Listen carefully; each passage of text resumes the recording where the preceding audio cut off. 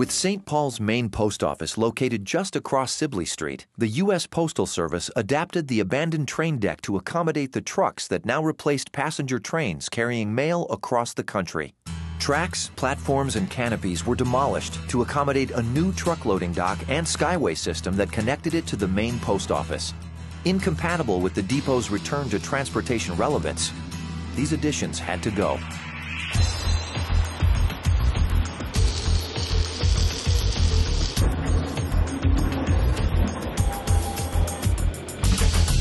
We've got two skyways that are approximately 85 feet long that we're taking down between the old K-Dock building, which was the post office loading dock area, and the old St. Paul post office.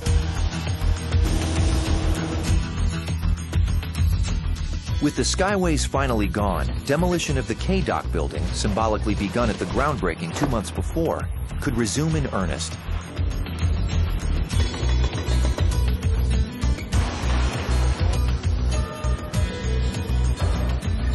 The K-building dock was built on top of the old train deck, so they raised the fill on top of that train deck up to where it accommodated a roadway and parking area. What we're doing now is removing that surface asphalt, the sand fill below that, which about 2 to 3 feet is pretty typical.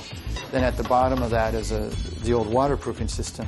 It looks like a heavy tar paper, but it has asbestos fibers in it.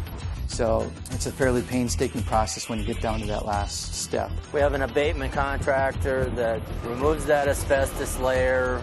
All the material is bagged and hauled off to a hazardous waste site. Yeah, essentially that spike is about an 8-inch wide blade which cuts between the concrete and the tar paper to assist in peeling it up. The final detailing is a man with a razor blade. The area is roughly 300,000 square feet. And we've been able to peel up roughly half of it already.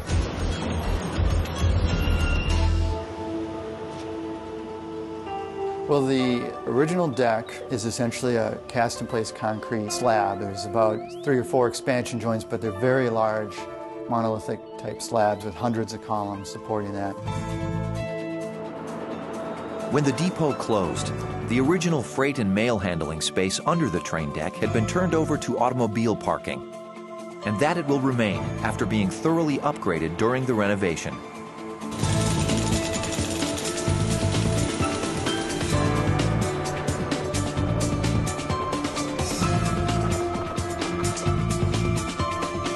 We have a huge area of deck that needs to be removed. The piling are in bad shape underneath the columns, so we'll be installing all new piling for the new train lines that will come across that deck area. We wanted to come in any sections that were at all suspect, renew them so they would be good for decades to come. As the deck to be replaced was cut away, the entire waiting room and train deck structure was revealed from gable to grade level. Throughout the summer of 2011, the damaged train deck was upgraded and remade.